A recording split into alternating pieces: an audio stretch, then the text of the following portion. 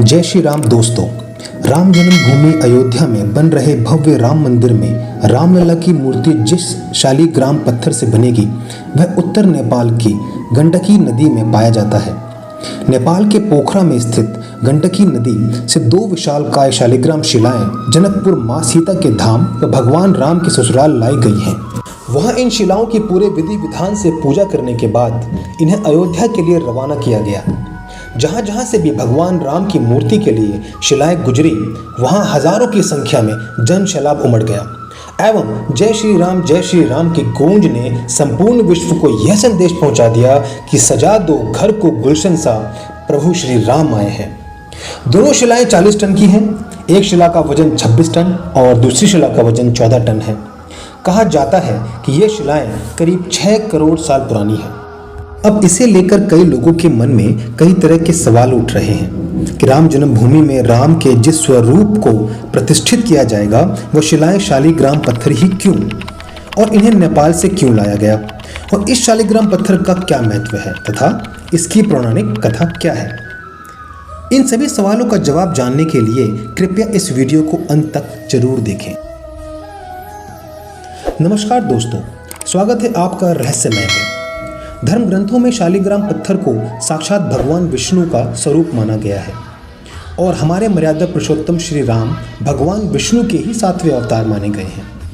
शालिग्राम स्वयंभू होने के कारण इनको प्राण प्रतिष्ठा की आवश्यकता नहीं होती और भक्त जन इन्हें घर या मंदिर में सीधे ही पूज सकते हैं। यह एक अलौकिक पत्थर है। कहते हैं जिस घर या मंदिर में शालिग्राम विराजते हैं वहाँ माँ लक्ष्मी का वास होता है। इसलिए इस पत्थर से श्री राम लल्ला की मूर्ति अयोध्या में बनाई जाएगी। आइए अब शालिग्राम के पौराणिक तथ्यों को जानते हैं।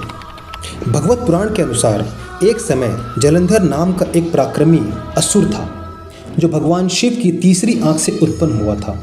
यही कारण था कि वह अत्यंत शक्तिशाली योद्धा था और अपने बल के घमंड में चूर वह असुर लोगों पर अत्याचार करने लगा। जलंधर का विवाह दैत्यराज कालनेमि की कन्या वृंदा से हुआ था और वह भगवान विष्णु की परम भक्त थी। वृंदा के पतिव्रता धर्म के कारण जलंधर अजय हो गया था। यहाँ तक कि एक युद्ध में जलंधर ने तो भगवान शिव को भी पराजित कर दिया।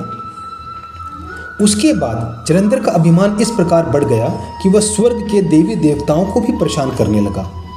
फिर दुखी होकर सभी देवता भगवान विष्णु की शरण में गए और उस जलंधर को समाप्त करने की प्रार्थना करने लगे।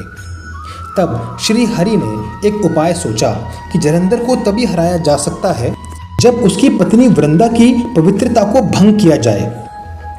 तब भगवान विष्णु ने अपनी माया से जलंधर का रूप धारण कर लिया और छल से वृंदा के पतिव्रत धर्म को नष्ट कर दिया। इससे जलंधर की शक्ति क्षीण हो गई और वह युद्ध में मारा गया।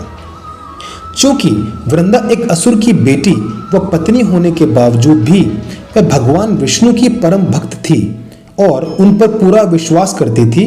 इसीलिए जब वृंदा ने भगवान विष्णु को छुआ तो वह समझ गई कि वह जलंधर नहीं है बल्कि स्वयं भगवान विष्णु है।